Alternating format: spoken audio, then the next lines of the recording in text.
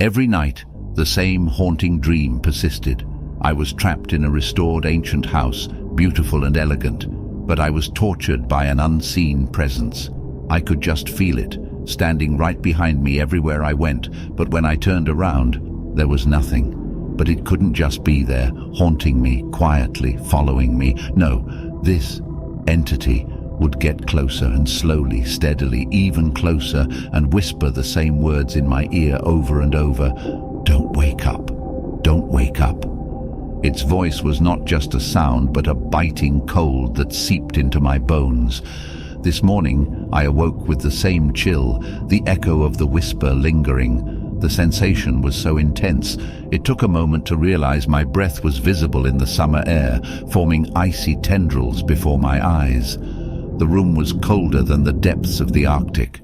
The dream, it seemed, had clawed its way out of the realm of sleep, establishing a chilling throne in my waking world. My eyes darted around the room, half expecting to see the rotting spectral house from my nightmare. Instead, everything seemed normal, save for the sudden winter in my bedroom. As the days passed, the nightmare's influence seeped deeper into reality. The freezing breath followed me everywhere. Mysterious whispers echoed in the least expected places, the spectral voice camouflaged amongst the usual humdrum of life. Soon, other phenomena began.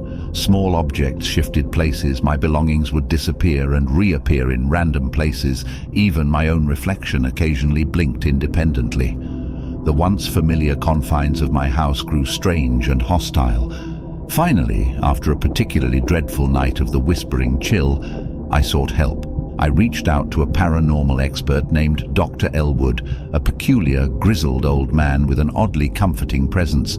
He listened to my experiences with an unnerving calm, occasionally nodding and muttering to himself. Upon inspection of my house, he declared it a classic haunting. A vengeful spirit had attached itself to me, crossing the boundary from my dreams into reality. Dr. Elwood conducted an intricate cleansing ritual that lasted hours, promising to free me from the nightmarish spectre. For the first time in weeks, warmth returned to my home. The whispering chill vanished as though it had never been, and the air filled with a comforting silence. I thanked Dr. Elwood, who left with a knowing smile, reassuring me that the nightmare was over. I fell asleep that night with a newfound sense of tranquility. The usual anticipation of the dreaded dream was replaced with a soothing calm. When I awoke the next day, the familiar cold was absent, and the world seemed ordinary again. Days turned into weeks, and there were no signs of the spectral whisper. Dr. Elwood's ritual seemed to have worked, and my life returned to normal, free from the icy presence that had tormented me. The relief was indescribable. It felt as though I had been given a second chance at life. But, as I would soon learn, not everything was as it seemed. One fateful night, after many peaceful weeks, I awoke suddenly to an unusual sound. It wasn't the haunting whisper that had haunted my dreams and days. It was a knocking, a soft but persistent tapping at the door. The clock on my bedside table read 2:34 a.m. I reluctantly rose, heart pounding in my chest as I moved towards the front door. Peering through the peephole, I saw no one. The knocking persisted. I swung open the door, expecting the cold wind of the night. Instead, the air was warm, the street silent. I turned to retreat back into the safety of my home when a movement in the corner of my eye stopped me. My reflection in the hallway mirror stood still, smiling at me. But it wasn't a comforting smile. It was a malicious, knowing grin that stretched unnaturally wide, revealing a black abyss where the throat should have been. In a whisper that was far too familiar, it spoke, "Don't wake up, don't wake up." The dread-filled chill descended upon my home once again. Only this time it was far worse because I understood the true horror of my predicament. The entity hadn't left. It was merely biding its time, learning from its past mistakes, preparing to make its existence known once again. But this time I would listen to it. This time, from this nightmare, I would not be able to wake up.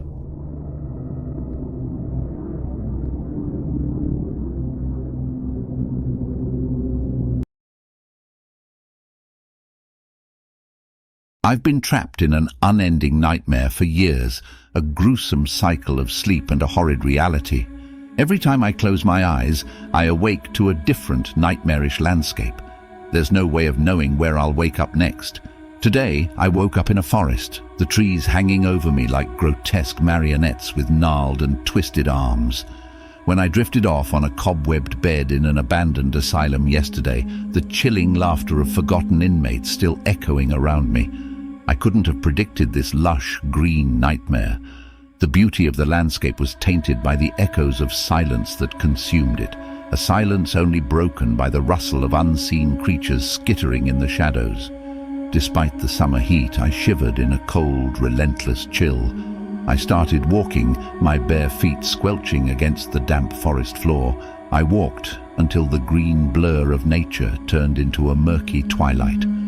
Driven by primal instincts, I found a tree to sleep under. The whispers of my horrific reality urged me to keep my eyes open.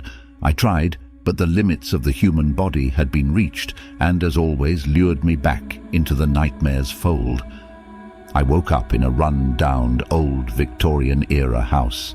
The flickering, dust-choked shafts of sunlight through moth-eaten curtains hinted at another day and another horror. The house groaned under its years, the old wooden floorboards creaking as if in pain. I tiptoed over them, descending into the bowels of the house, where I found a decrepit dining room. The long table was set with a rotting feast, swarming with vermin. The grotesque banquet and the stench made me damn near hurl. I fled the house, stepping out under an overcast sky and onto deserted cobblestone streets. An ancient village, lifeless and silent. A chilling sense of dread filled me, the empty houses gaping at me like hollowed skulls. I sought refuge in a derelict church, its holy effigies degraded and uncared for. I collapsed on the cold stone floor. As for sleep, once more was taking hold of me. Awakening this time, I was in a desert, a scorching inferno, stretching as far as the eye could see. I was alone in an ocean of sand under the merciless sun. With my skin blistered and lips cracked, I walked until my legs gave way. I fell, the sand swallowing me as I succumbed to sleep's merciless grip yet again. I opened my eyes to a familiar sight. My apartment. I was home. My heart pounded in my chest as I ran to the window, staring at the city skyline. It was real. I sank to the floor, tears streaming down my face. Had the nightmare finally ended? I stumbled to my bedroom, yearning for a peaceful slumber in my bed. Overwhelmed with relief, I fell asleep. Waking up, I realized it was too good to be true. The sweet familiarity of my room turned alien. The muted wallpaper had grotesque patterns of deformed figures reaching out, and the room was filled with an eerie red glow. The window showed an apocalyptic city, ablaze under a blood-red sky. The deafening silence was occasionally broken by inhuman screams. I fell to my knees, a cry escaping my lips. Trapped in this unending nightmare, my own home had become a part of the horror. I realized then that the nightmare hadn't let me go. It was toying with me, giving me a taste of freedom before pulling me back into its sadistic grip. And so the horror continues. My sleep, the key to new realms of terror. I fear sleep, yet I cannot evade it. I am cursed to awaken in a fresh nightmare every time I close my eyes. Every time I sleep, the cycle begins anew.